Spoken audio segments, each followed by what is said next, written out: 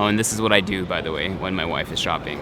I just sit on the side of the street and talk to a camera in public. Not strange at all. So today's video is fairly simple. I'll be in London over the next 2 to 3 days. And today is all about fish and chips.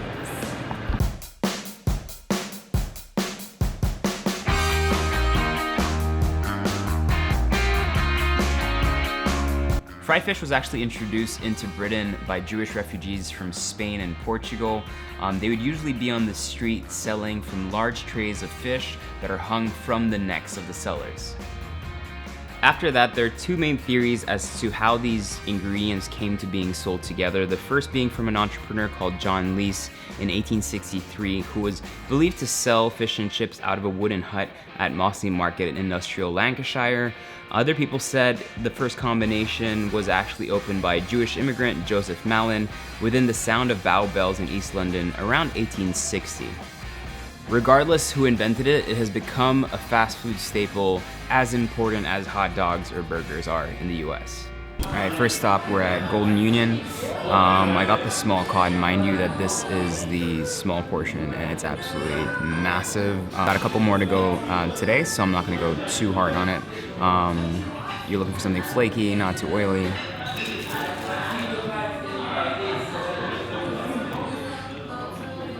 That's good, really good. Tartar sauce.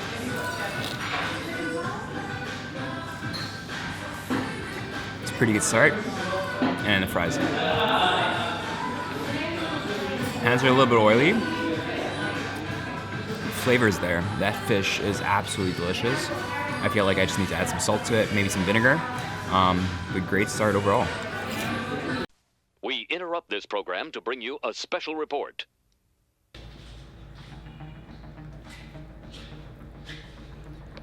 Okay, so what makes a good fish and chip?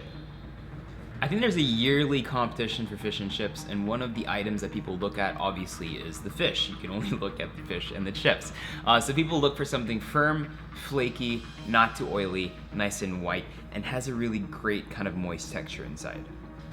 So more or less, there are about, let's say, 5 fish in the UK that are used for fish and chips, and the two most common ones, the first being cod. So cod is a nice firm fish, nice white fish, which is absolutely beautiful for fish and chips because it holds its integrity really well, but some people find it slightly fishy. So cod is really common from the south. If you're someone that's coming from the north, most of the time you're gonna be using haddock. So haddock is less white than cod. It's slightly thinner, it's not as big and chunky, and I believe it tends to have a more complex flavor that I tend to appreciate really well. Mainly used in Scotland. The next one is a weird looking fish that's called skate that kind of looks like a ray.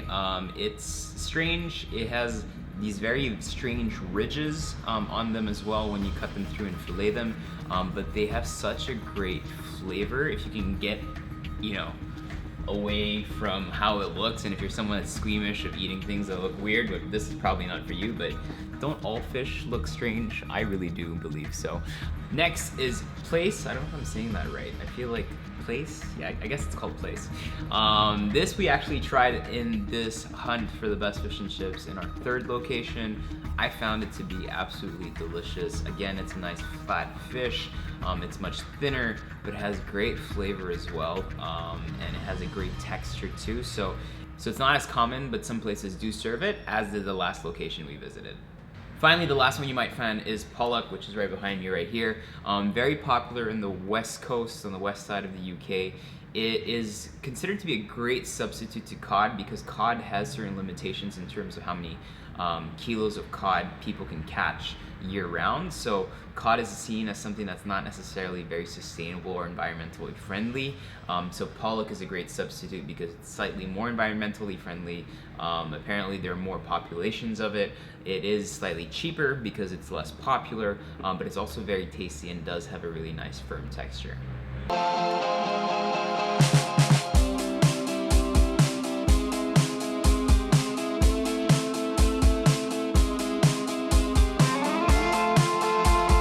I swear these portions are absolutely massive. All right, so this is number 2. Let's try the French fries first. I think people here, if French fries are slightly softer than what I'm used to in terms of like really crispy skin. They're really soft and spongy.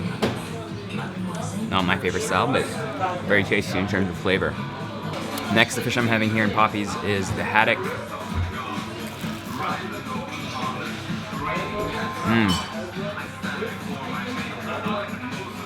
Very nice and kind of flaky and very moist. Again, not as oily. The crust seems to stick more to the fish rather, whereas the previous one kind of like it's separated really quickly. Here it feels like it's really sticking to it. So the batter is really kind of light and very thin, which is really nice.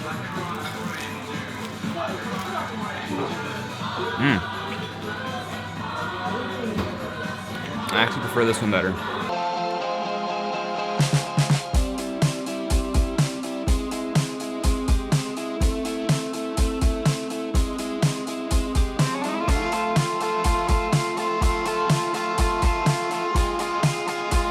So after shopping during the first 2 fish and chip places, Loki decided to join me. Hello. You excited? How are you? How are you doing, my love? I'm terribly excited to have some fish and chips. This is one of the oldest fish and chips places in London.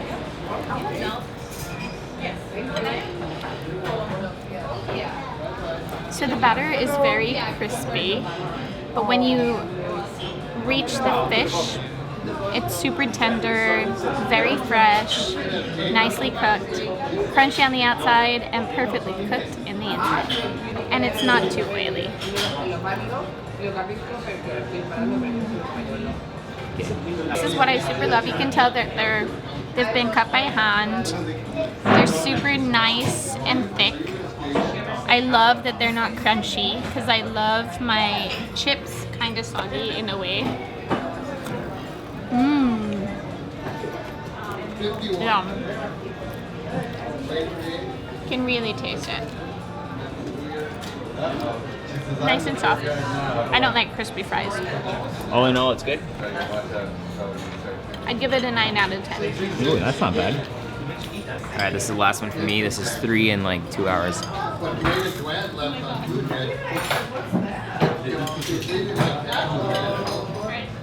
This is actually a really good like combination of the first and the second.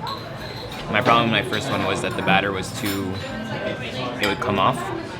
The second was nice and crispy. This is a bit of both. It's like nice and loose, not too crispy. Good flavor. They use a special oil here. I'll put in the VO later.